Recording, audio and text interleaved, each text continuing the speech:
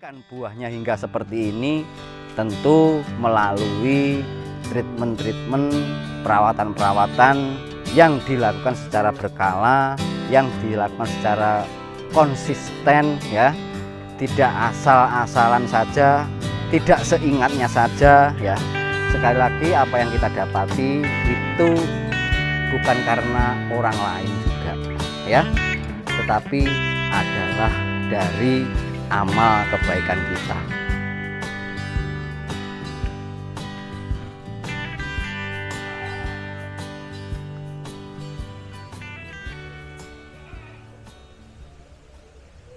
Assalamualaikum warahmatullahi wabarakatuh. Selamat siang, salam sejahtera bagi kita semua. Semoga sahabat-sahabat semua selalu dilimpahi rezekinya oleh Allah Subhanahu wa taala. Amin amin ya rabbal alamin.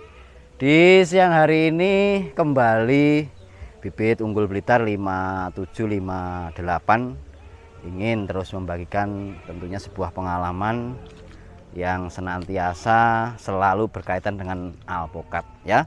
Karena sekali lagi basically bibit unggul Blitar itu peralpukatan ya sahabat. Apa yang ingin saya bagi pada siang hari ini, siang yang sedikit mendung ini ya, tak mengapa, yang penting hati kita tetap cerah, hati kita tidak mendung. Kenapa?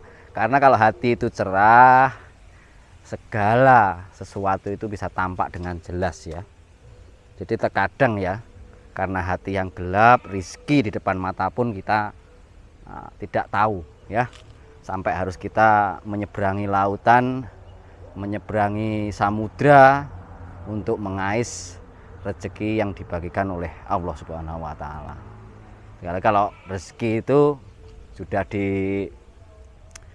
tersurat ya dalam kitab suci Al-Qur'an ya, bahwa sebaik-baik rezeki, seberkah-berkahnya rezeki itu yang didapati dari kampung kelahirannya sendiri.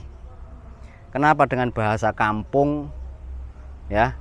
Karena basic perkebunan itu identiknya dengan perkampungan atau desa-desa ya.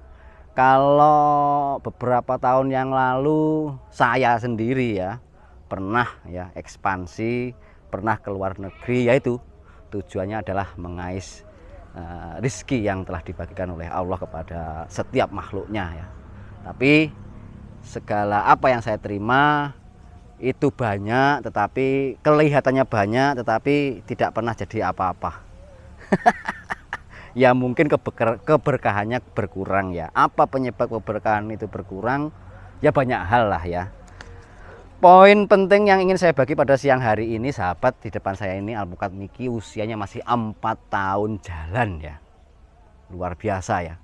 Di MDPL kurang dari 200, buahnya benar-benar luar biasa ya. Tentu ini bisa didapati, bisa dijumpai, bisa dihasilkan buahnya hingga seperti ini tentu melalui treatment-treatment, perawatan-perawatan yang dilakukan secara berkala, yang dilakukan secara konsisten ya. Tidak asal-asalan saja, tidak seingatnya saja ya. Sekali lagi apa yang kita dapati itu bukan karena orang lain juga ya, tetapi adalah dari amal kebaikan kita. Amal kebaikan kita kepada tanaman itu sendiri. Jadi kalau banyak yang telah kita berikan kepada tanaman itu, tentu kita pun akan mendapati ataupun menerima juga seimbang minimal dari apa yang telah kita berikan kepada tanaman itu. Apa permintaan tanaman itu agar buahnya bisa maksimal, pohonnya bisa sehat, tentu sekali lagi perlu tindakan perawatan-perawatan yang berkala ya. Karena sekali lagi tanaman alpukat yang dilakukan proses okulasi atau penyambungan itu sangat berbeda dengan tanaman alpukat yang memang dari awal tumbuh liar di lahan-lahan yang bebas ya. Kenapa? Karena proses dari awalnya biji disemai dalam polybag, kemudian kita tunggu hingga mencapai 6 sampai 7 bulan. Kemudian kita lakukan penyambungan. Dari penyambungan siap ditanam itu sekiranya butuh antara 4,5 bulan sampai 6 bulan. Ya, apa hitung-hitungannya?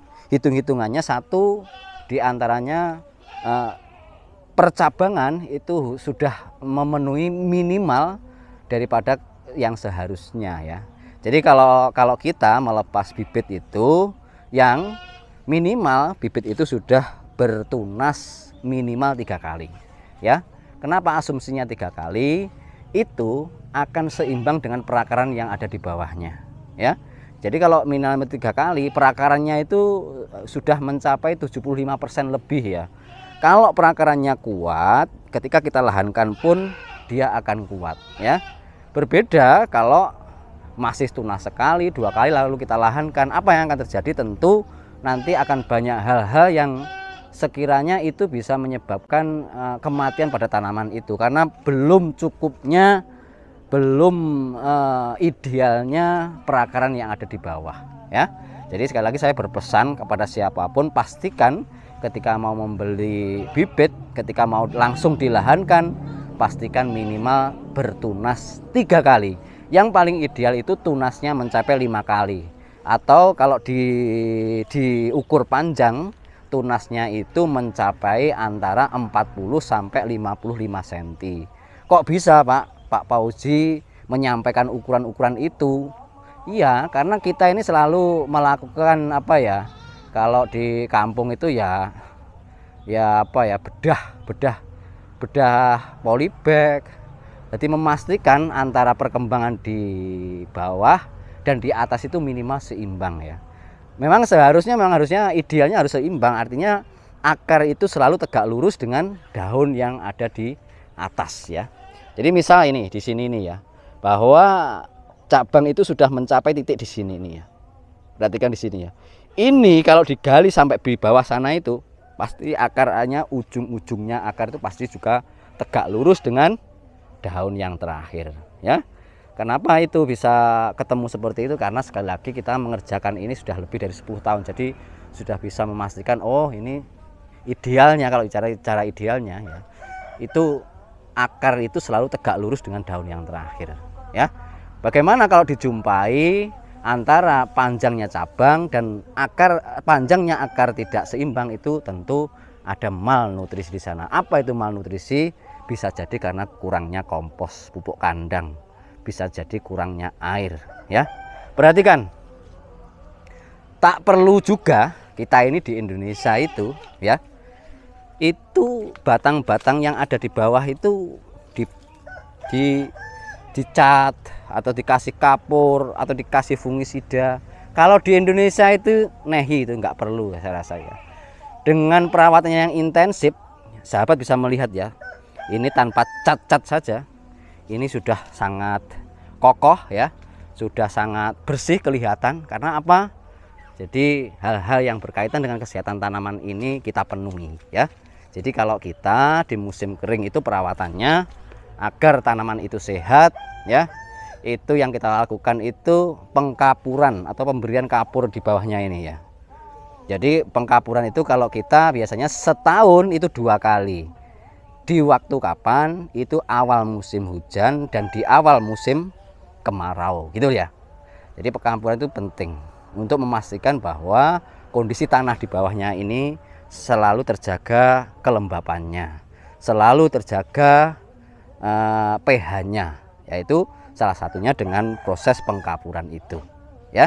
Yang kedua, dengan pengkapuran itu juga karena kelembapannya sangat terjaga, otomatis batang yang paling bawah pun dia akan sangat sehat. Yang kedua, kita harus juga memastikan bahwa cabang-cabang di atas ini harus clear, yang terutama yang di tengah ini ya. Tujuannya apa? Agar sinar matahari dari atas itu bisa benar-benar masuk secara maksimal di batang-batang ini. Kalau ini cukup sinar mataharinya, cukup airnya di bawah, maka kesehatan itu pasti akan didapati oleh tanaman itu sendiri ya.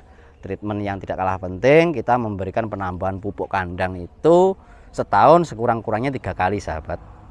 Penambahannya itu prosesnya bagaimana? Bisa kita kasih karung seperti ini, kita taruh di bawahnya seperti ini, kita buka sedikit di atas, selang waktu kita siram air, maka nutrisi-nutrisi yang ada di dalam karung itu dia akan masuk ke tanah-tanah yang ada di sekitar tanaman itu. Gitu ya. Mungkin itu apa yang bisa saya bagi pada siang hari ini. Semoga ini menginspirasi, semoga ini bermanfaat, dan semoga sahabat-sahabat semua selalu dilimpahi rezekinya oleh Allah Subhanahu wa taala. Ya. Terus semangat berbuat baik dan menebarkan kebaikan. Assalamualaikum warahmatullahi wabarakatuh. Mantap.